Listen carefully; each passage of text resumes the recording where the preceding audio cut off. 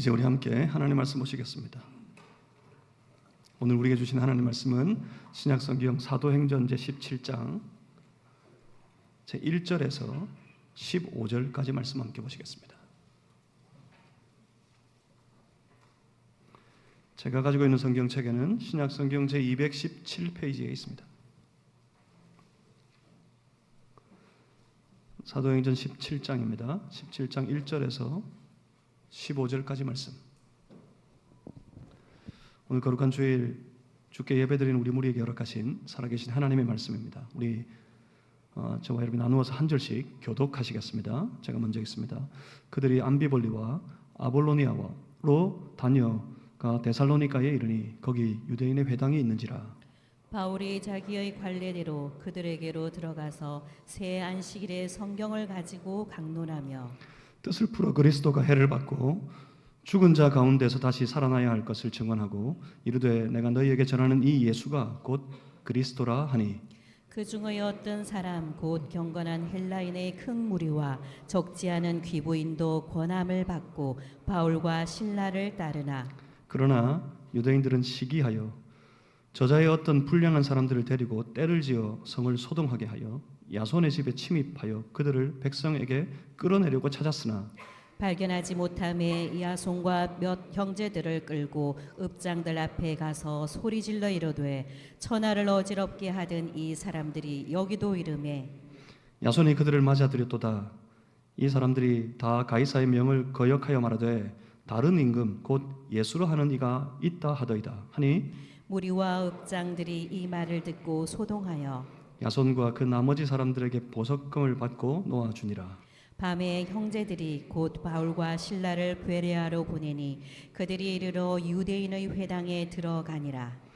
베레아에 있는 사람들은 데살로니가에 있는 사람들보다 더 너그러워서 간절한 마음으로 말씀을 받고 이것이 그런가 하여 날마다 성경을 상고하므로 그 중에 믿는 사람이 많고 또 헬라의 귀부인과 남자가 적지 아니하나 데살로니가에 있는 유대인들은 바울이 하나님의 말씀을 베레아에서도 전하는 줄을 알고 거기도 가서 무리를 움직여 소동하게 하거늘 형제들이 곧 바울을 내보내어 바다까지 가게 하되 신라와 디모데는 아직 거기 머물더라.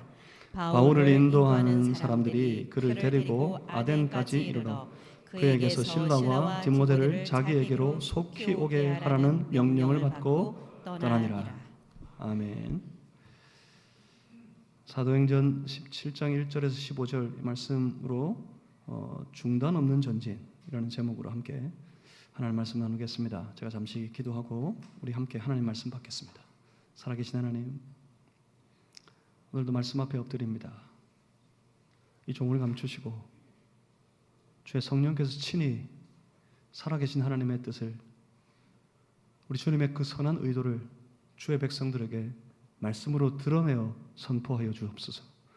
그래야 우리 그 말씀 받고 그 말씀을 따라 우리 삶이 변화되고 그 말씀으로 살아가는 우리 모든 삶의 현장이 과연 주의 나라를 이루어 살아갈 수 있도록 우리 주님 역사하여 주시옵소서. 주의 성령이시여 이 예배에 충만하여 주옵소서. 예수 그리스도 이름으로 기도하옵나이다. 아멘. 지금 이 나라는 상당히 분주한 것 같습니다. 새 정부가 들어서서 그 초입에 늘 나타나는 현상과 같이 이 모양 저 모양 새로운 일들 그리고 새로운 사람들을 세우느라고 아주 분주하게 돌아가는 것 같습니다. 분주하게 그 정부가 그 정부의 일을 시작할 때 이 중요하게 하는 일이 있습니다. 사람을 찾아서 사람을 세우는 겁니다. 사람을 찾아 사람을 세우려고 합니다. 그러면 그때마다 그 사람에 대하여 여러 가지 소식들이 우리에게 들려옵니다. 뭐 인사청문회니 뭐니 요새 아주 중요한 뉴스 아닙니까? 그런 일을 준비하면서 그 사람들에 대해서 여러 가지 우리가 몰랐던 일, 사실은 별로 알고 싶지도 않은 일, 그런 일들에 대한 여러 문제가 드러나서 뉴스로 우리에게 알려집니다. 그래서 되니 안 되니 막 아우성입니다. 지금도 이번에도 마찬가지인 것 같아요. 늘 그랬던 것처럼 누군가는 아주 자기보다 약한 사람들, 자기가 데리고 함께 일하는 사람들, 그들에게 자기 가진 권력으로 갑질을 하고 또 아주 내밀한 어떤 정보를 가지고 큰 투자도 하고 뭐 그와 같은 일들이 많이 알려지게 됩니다. 그런데 참 많이 안타까운 게 있어요. 뭐 그렇게 알려져서 되니 안 되니 그러면 그 사람들은 늘 한결같이 똑같이 하는 말이 있죠. 당신들은 어떻습니까? 당신들은 더하지 않습니까? 다 드러내볼까? 다 조사해볼까? 그러죠. 그러면 다들 제가 눈치가 빠르진 않지만 이 TV 화면상으로 눈치를 싹 살펴보면 전부 다 움찔움찔하는 것 같아요. 그래요. 이와 같은 일들을 보면서 참 마음이 많이 안타깝습니다. 무엇 때문입니까? 그 사람들은 늘 한결같이 이 나라의 주권이, 이 대한민국의 주권이 일단 신앙을 떠나서 이 나라의 큰 틀인 헌법 아래에서 그렇게 고백합니다. 대한민국의 주권은 국민에게 있다. 모든 주권은 국민으로부터 나온다. 이걸 다 외워요. 저처럼 대학 때 법을 전공한 사람들, 제가 그 열심히 그 외우느라고 연습장도 많이 썼는데, 그런데 뭐 이게 워낙 이게 많이 흔히 알려져서 대한민국 국민은 흔히 다 이 헌법의 이 구절을 외워요. 주권이 국민에게서 나온다. 그래서 이 나라를 위해 봉사하겠다고 나서는 모든 사람들이 그런 말을 하잖아요. 주권자인 국민을 위해. 그런데 사실 그들의 떠드는 말로 그 사람을 알 수 없습니다. 삶의 현장을 봐야 됩니다. 내게 있는 권세, 권력, 내가 가진 것 가지고 그들이 나설 때 외쳤던 것처럼 나라를 위해, 국민을 위해 그렇게 사는 게 아니라, 그렇게 사는 게 아니었어요. 사실은 다 자기를 위해, 그 권세 자기를 위해 부리고 내가 차지할 수 있는 유익을 위해 내가 할 수 있는 일들을 동원하고, 사실 주권이 누구에게 있습니까? 주권이 자기에게 있는 거예요. 누가 주인이에요? 국민이 주인인 게 어디 있습니까? 다 자기가 주인이에요. 그런데 더 슬픈 게 있습니다. 그렇게 갑질을 했다 하는 사람, 뿐만 아닙니다만은 그 사람 바로 모 지역의 우리 통합 측 장로교회 집사님입니다. 현재 대한민국 국회의원 중에 약 30%가 우리 그리스도인입니다. 크리스천입니다.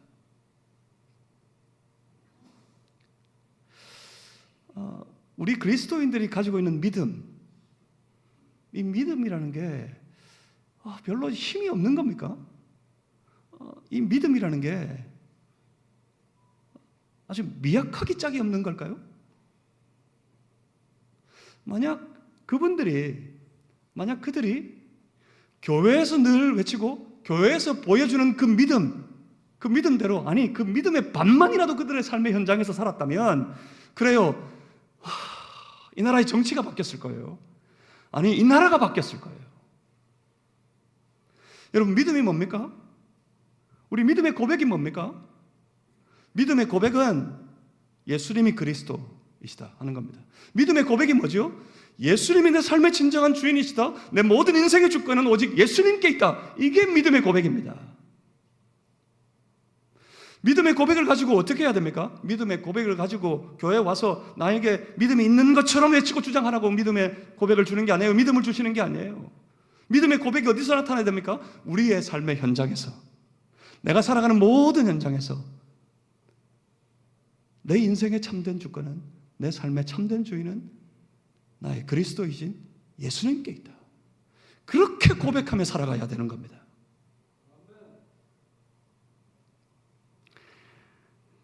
그 고백이 있는 현장, 예수님이 주인이시다, 주님이 다스리신다 하는 고백이 있는 현장, 그 현장이 바로 하나님의 나라입니다.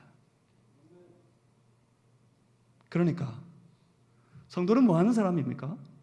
우리 성도된 우리들이 해야 될 일이 뭐라고 생각하십니까? 여러분들의 삶의 현장에서 무엇을 이루며 살아가야 될 거라고 생각하십니까?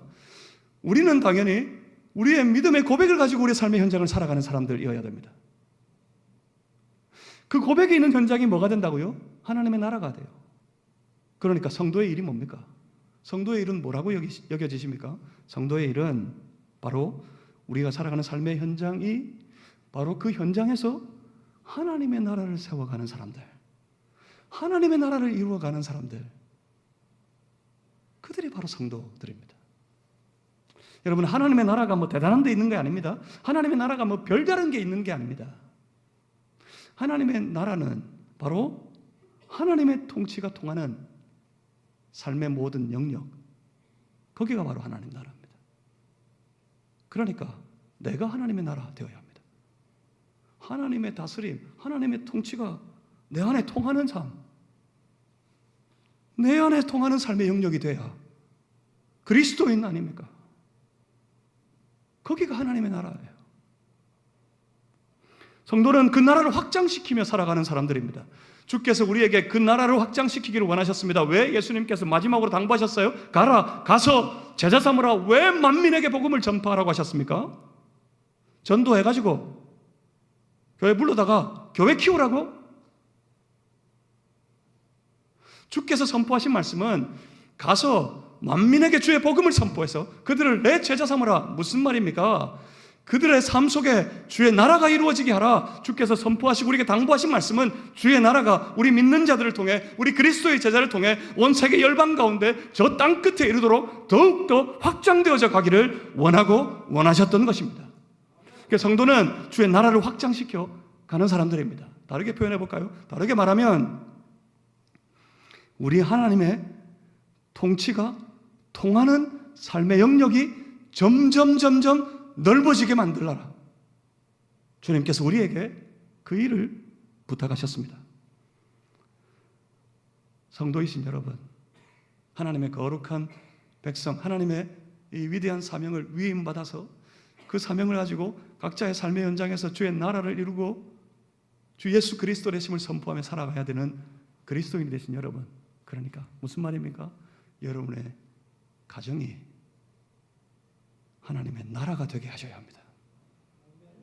여러분의 직장이 하나님의 나라가 되게 하셔야 합니다. 여러분의 사업장이 주의 나라가 되게 하셔야 합니다. 여러분이 다니는 학교가 주님의 나라가 되게 하셔야 합니다. 여러분이 섬기는 교회 공동체가 주님의 나라가 되게 하셔야 합니다. 교회가 이꼴 하나님의 나라입니까? 아니요, 천만의 말씀. 교회가 하나님의 나라 아닐 수 있습니다. 무엇 때문에요? 만약 사람이 그들의 주장으로 하나님의 뜻과 같이 가지 아니하는 다른 일들을 교회 안에서 이루어갈 때 그 교회는 하나님의 나라가 아니라 사람들의 나라가 되는 거예요. 교회는 하나님 나라를 이루어가야 합니까? 예, 그렇습니다. 무조건 교회는 하나님 나라를 이루어가야 합니다. 온 교회 안에 주의 통치가 통하고 주님의 통치가 이루어지는 그런 나라, 주님의 나라를 이루어 가야 합니다. 우리가 섬기는 그리스도인들이 섬기는 주의 몸된 교회가 하나님의 나라가 되게 만들어야 합니다. 저들이 들어가서 정치하는 저 국회의사당이 하나님의 나라가 되어야 한다는 말입니다. 교회를 통해 하나님 나라 운동이 성도들의 모든 삶의 영역으로 온전히 확장되어져 가는 놀라운 운동이 날마다 일어나야만 합니다. 어떤 세상의 방해에도 그 일에 좌절할 수 없습니다. 그 일에 대하여 절망할 수 없습니다. 우리 힘이 부족하면 성령의 도우심을 구하면서 그 나라 이루어 가도록 날마다 한 걸음씩 더 전진해 나아가야만 합니다. 이들을 보십시오. 빌립보 감옥에서 나왔습니다. 빌립보에 가서 뭐 했습니까? 처음에는 저 아시아 쪽으로 가고 싶었어요. 성령께서 간섭하셔가지고 그 길을 막으시는 바람에 그 방향을 돌렸습니다. 저 유럽 쪽으로, 마게도니아 지역으로. 그 첫 성이 어디였죠? 빌립보였어요. 들어가자마자 뭐 했습니까? 다른 일 하지 않았어요. 그곳에 들어가서 주의 복음 전했습니다. 주께서 당부하신 것을 따라 그들은 선포했습니다. 예수님이 그리스도시다. 많은 무리들이 그 집을 열고 교회를 이루고 예수 그리스도를 고백하며 삶의 진정한 주인이 예수님께 있다고, 주권이 주님께 있다고 돌아오는 놀라운 일들이 벌어졌습니다. 그런가 하면 또 다른 무리들이 이들을 붙들었어요. 모함하였어요. 그래서 감옥에 갇혔어요. 복음 전하다가 감옥에 갇혔어요. 주의 역사로 간신히 그 감옥에서 나왔습니다. 감옥에서 나온 일행들, 그들은 바로 마게도니아의 수도격인 데살로니가로 가게 됩니다. 데살로니가로 간 바울의 일행들, 그들을 보십시오. 그들이 뭐 합니까? 1절에 말씀하는 것처럼 저들은 유대인의 회당을 찾아갑니다. 빌립보에서 무슨 일을 겪었는지 다 잊어버린 걸까요? 감옥에서 어렵게 나와가지고 찾은 데살로니가, 거기 와서 거기서도 바울은 전혀 주저하지 않습니다. 곧장 그들은 회당으로 찾아갑니다. 왜요? 회당에 가서 뭐 하려고요? 바울이 자기도 유대인이니까 유대인들 만나서 거기서 교제하기 위해서 저 유대인들의 모임 속에 들어가 유대인과 같이 제사하고 예배하려고 유대 회당을 찾아갔습니까? 아닙니다. 유대 회당을 그들이 찾아간 이유는 딱 한 가지 이유 때문입니다. 너희가 기다리는 메시아, 그가 곧 예수님이시다. 예수 그리스도의 복음을 전도하기 위해서 그들은 유대 회당을 찾아갑니다. 그러니까 1차적으로 바울의 일행은 전도의 현장, 그들이 가는 모든 지역의 전도의 현장을 정할 때 1차적으로 회당을 찾아갑니다. 그게 2절 말씀을 보시면 2절에 바울이 자기의 관례대로 그들에게로 들어갔다 합니다. 자기의 관례대로, 그러니까 전략이었다는 말입니다. 바울의 전도의 원칙이고 전략이었습니다. 먼저 회당에 모인 유대인들에게 복음을 전하고 그 다음은 이방인에게로 그 복음 전도를 확장해 나가는 방식으로 바울은 전도했습니다. 유대 회당에 들어가서 바울이 전한 복음이 무엇입니까? 그들에게 그들이 읽는 성경을 풀어주면서, 그들이 읽고 있는 그 구약의 성경을 풀어주면서 그 구약의 성경이 기다리고 있는 메시아, 구약의 성경이 예고하고 있는 그리스도, 그 그리스도가 바로 이분이다. 그러니까 3절의 마지막 부분입니다. 사도 바울이 그들의 회당에서 성경을 풀어가며 전한 복음이 바로 이겁니다. 내가 너희에게 전하는 이 예수가 곧 그리스도라. 바울의 선포는 그거였어요. 그들이 읽는 모든 성경을 들어서, 아니면 그것이 없더라도 모든 현장에서, 복음 전도 현장에서 바울이 외치는 메시지는 아주 선명하고 아주 분명했습니다. 뭡니까? 예수가 그리스도라. 너희에게 전하는 이 예수가 바로 그리스도라. 그렇게 외쳤습니다. 그 복음을 들은 많은 유대인들은, 그들은 유대인들뿐만 아니라 헬라인들과 기부인들이 예수를 믿게 되고 바울과 실라를 따르게 됩니다. 그리고 그렇게 데살로니가에서 복음 듣고 예수를 믿게 된 그 무리들, 그들이 고스란히 교회가 됩니다. 유럽에 세워진 두 번째 교회, 그 교회가 바로 여기 데살로니가 교회입니다. 첫 번째 교회는 빌립보 교회, 그리고 오늘 두 번째 교회인 데살로니가 교회, 그 교회를 보게 됩니다. 바울이 데살로니가에서 그리 오래 머물지도 못했습니다. 새 일에, 그러니까 37이 20일, 한 달이 채 못 되는 그런 날 동안 데살로니가에 머물며 바울은 복음을 전했습니다. 그렇지만 기간이 문제가 아니었습니다. 복음 자체에 능력이 있습니다. 복음에는 능력이 나타납니다. 복음, 그러니까 예수 그리스도, 예수님이 그리스도가 되신다는 그 선포에는 능력이 있습니다. 우리의 그리스도이신 예수님의 이름 자체에 능력이 나타나게 되어 있습니다. 어떻게 해요? 주의 이름이 선포될 때 사단의 권세는 그 발이 묶이게 되고, 그들의 통치, 그 사단의 통치는 그 삶에서 완전히 무너지게 되고, 하나님께서 부르시는, 하나님의 부르심을 받은 모든 택함 받은 백성들은 주께로 그 복음 듣고 나아오게 된다는 말입니다. 수많은 무리들, 경건한 헬라인들, 적지 않은 귀부인들, 복음 들은 많은 사람들이 그 복음을 듣고 예수님을 영접하고 주님을 따르게 되었다는 말입니다. 그러나 성경을 보시면, 특히 사도행전 말씀을 쫓아가 보시면 여기 이쯤 되면 항상 그러나가 나와요. 주의 복음을 선포하고 그 복음을 들은 많은 무리들이, 구원을 주시기로 작정한 그 무리들이 그 복음을 영접하고 예수 그리스도, 예수님의 참된 주권을 인정하고 주께로 돌아오게 될 때, 그렇게 복음의 놀라운 역사가 나타나게 될 때, 그러나 복음의 놀라운 역사가 일어나면 그러나의 역사도 놀랍게 일어납니다. 그러나 뭐였습니까? 그러나 5절 말씀을 우리 같이 한번 읽어보겠습니다. 5절 다 같이 함께 읽습니다. 시작.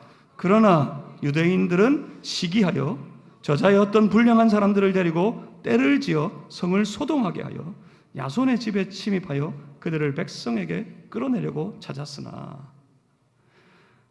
여기서 그러나 하며 등장하는 복음의 대적자들.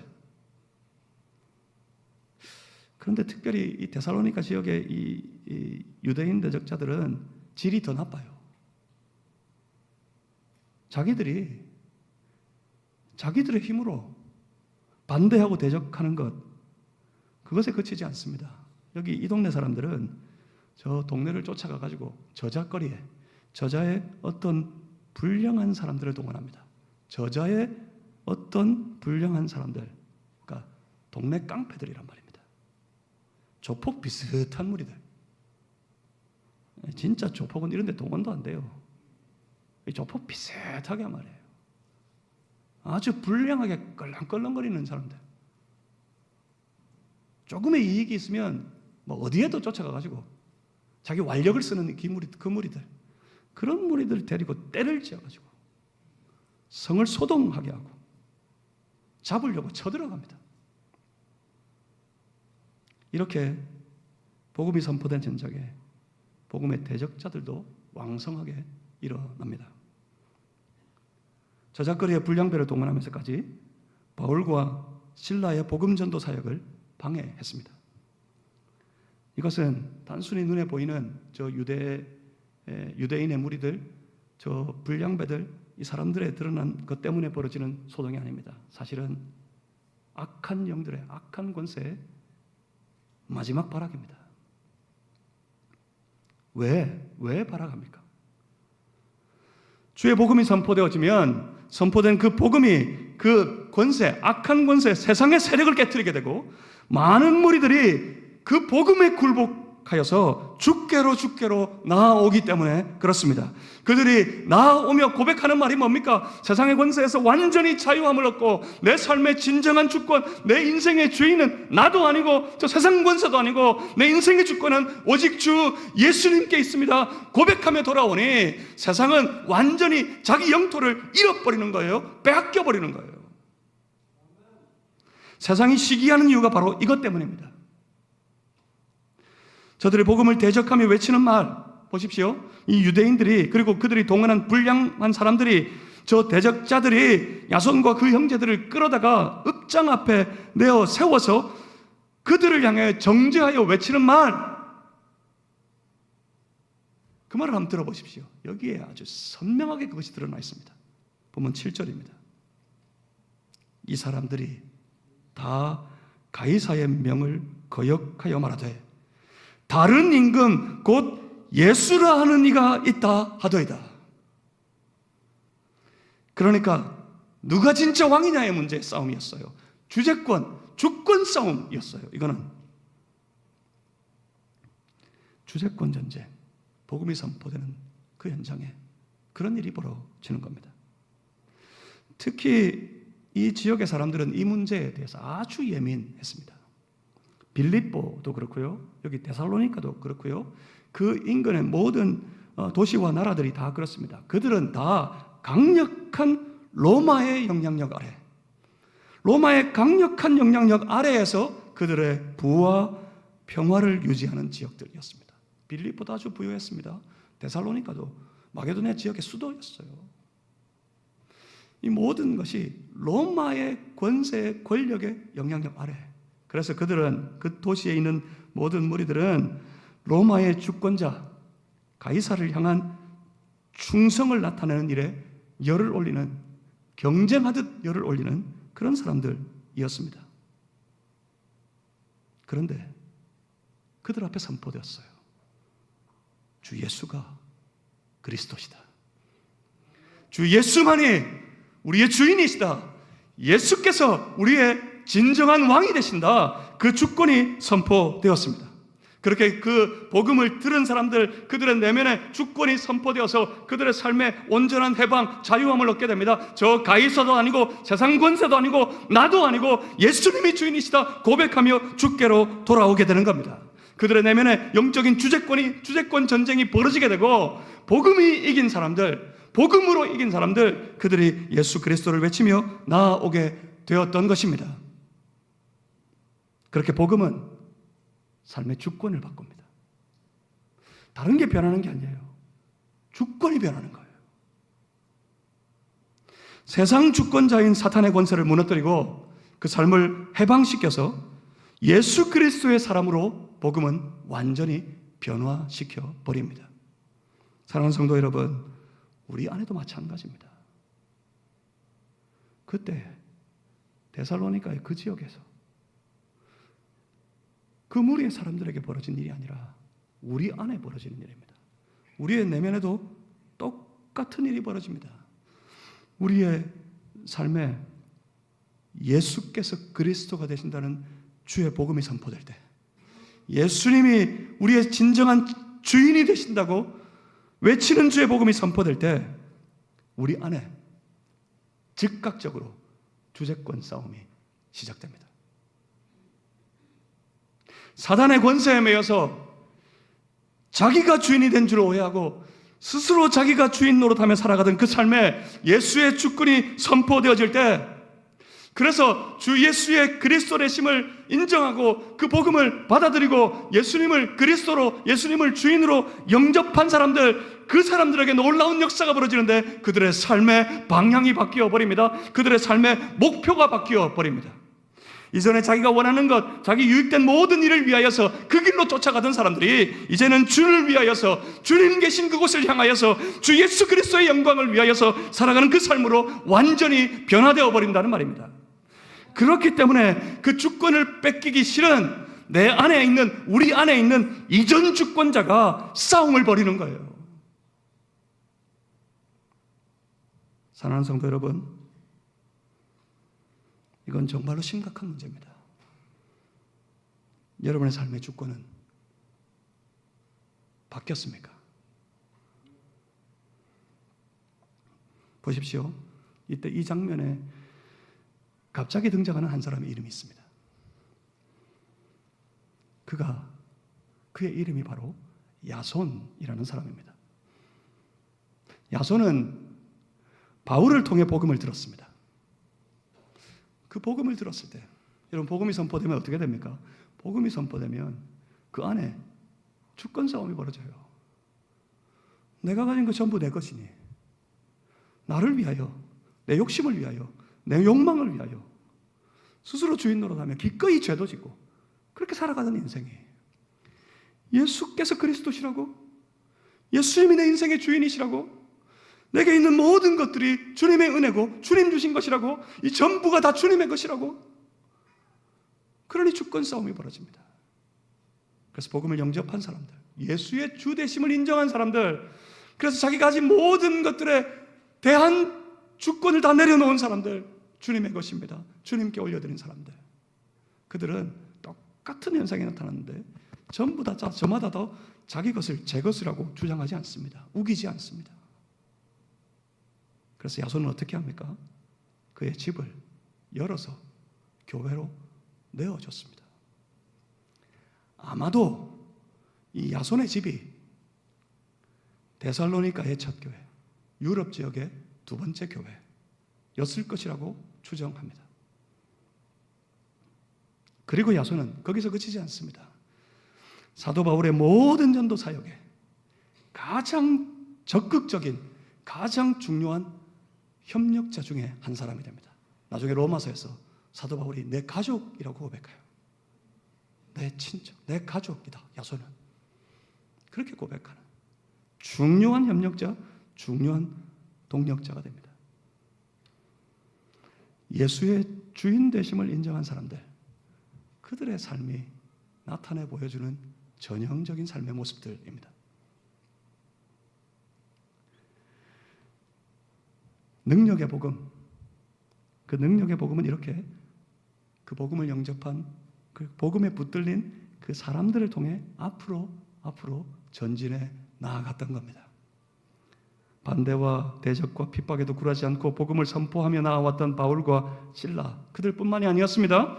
그들과 함께 동력하여 섬기고 후원하는 동력하는 일꾼들이 여기저기에서 일어나서 곳곳에서 함께하며 주의 뜻을 함께 열어가고 함께 이루어 갔던 것입니다. 빌립보에서는 누가 있었지요? 자주옥감 장사 루디아가 있었다면 여기 데살로니가에서는 누가 있습니까? 자기 집을 내어준 야손이 있었습니다. 복음이 통하는 사람들, 그 복음에 믿음으로 반응하는 사람들, 그들이 이 일을 이룹니다. 그들이 누굽니까? 복음이 통하는 사람들, 그 복음에 믿음으로 반응하는 사람들. 그렇습니다. 예수님이 내 인생의 주인이십니다. 내 삶의 모든 것이 주님의 것입니다. 내 인생의 모든 것을 주를 위해 사용하겠습니다. 그렇게 자신의 삶을 헌신하는 사람들, 그들이 누구라고요? 그들이 바로 하나님의 나라라고요. 사랑하는 성도 여러분, 여러분들의 삶이 바로 주의 주되심을 인정하고 주 예수만이 그리스도이심을 고백하고 주 예수 그리스도를 위하여 살아내는 거룩한 하나님의 나라가 다 되실 수 있기를 주님의 이름으로 축복합니다. 그런가 하면 말씀을 듣는 사람들이 다 믿음으로 반응하는 것이 아닙니다. 어떤 사람들은 똑같은 말씀을 받고는 그 마음에 시기가 일어나고 분노가 가득하여서 반대하고 대적하게 됩니다. 이와 같은 시기와 분노, 그 시기와 분노는 말씀의 대적자가 되게 만들고 끝내는 그 스스로를 무너뜨리게 됩니다. 오늘 이 말씀 앞에 우리를 돌아보고 결심합니다. 여러분은 어떤 사람이 되려 하십니까? 복음의 협력자? 그렇지 않으면 복음의 대적자. 야손의 집에 바울을 잡기 위해 유대인들이 보낸 불량배들, 그들이 닥쳐드니까 야손과 그 형제들, 복음의 형제들은 바울을 숨기고 밤중에 저들을 인도하여서 베레아로 보내었습니다. 그렇게 위기를 모면하고 베레아로 급하게 이동한 바울의 일행들, 이 사람들이 하는 일을 또 보십시오. 보면 10절입니다. 밤에 형제들이 곧 바울과 실라를 베레아로 보내니 그들이 이르러 유대인의 회당에 들어가니라. 그들은 베레아로 가서 곧장 유대인의 회당을 찾아갑니다. 금방 유대인의 시기 때문에 쫓겨난 이들이 여기서 다시 유대인의 회당을 찾아갔습니다. 이게 뭐라 그랬죠? 관례, 그들의 선교, 전도의 전략이었어요. 그러니까 복음 전하겠다고 들어간 겁니다. 복음 전하다가 쫓겨났는데 또 곧장 복음 전하는 사람들, 그렇게 복음에 붙들린 인생들이었습니다. 그런데 가만히 보니까 이 베레아에서 만난 사람들, 그들은 이 복음의 말씀을 듣는 태도가 틀렸습니다. 이전과는 사뭇 다릅니다. 어떻습니까?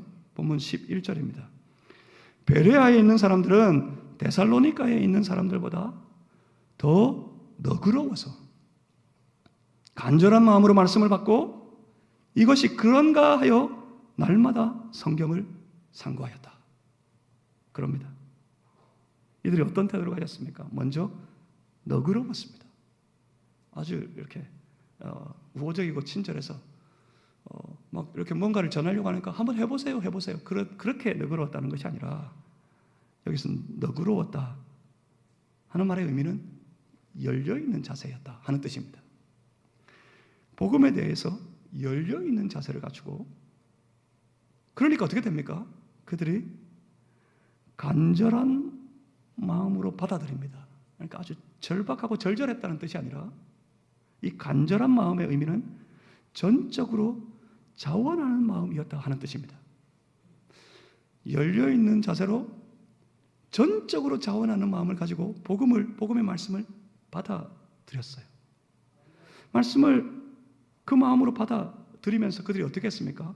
날마다 이것이 그 말씀을 받고 이게 정말 그런가 하여서 날마다 성경을 상고했답니다. 이 상고했다는 말의 뜻은 자세히 조사했다는 뜻입니다. 열린 마음으로 자원하는 마음 가지고 그 말씀을 받아들이고서는 그 메시지가 정말 그런가 해서 자세히 그 말씀을 조사하고 또 조사했다. 바울이 전한 복음의 메시지가 뭐였다고요? 전한 복음이 뭐였다고요? 예수가 그리스도시다. 그러니까 그 말씀을 받고는 이들이 날마다 고민에 빠진 거예요. 정말 예수가 그리스도이신가? 자세히 조사하여 그 말씀 앞에 엎드립니다.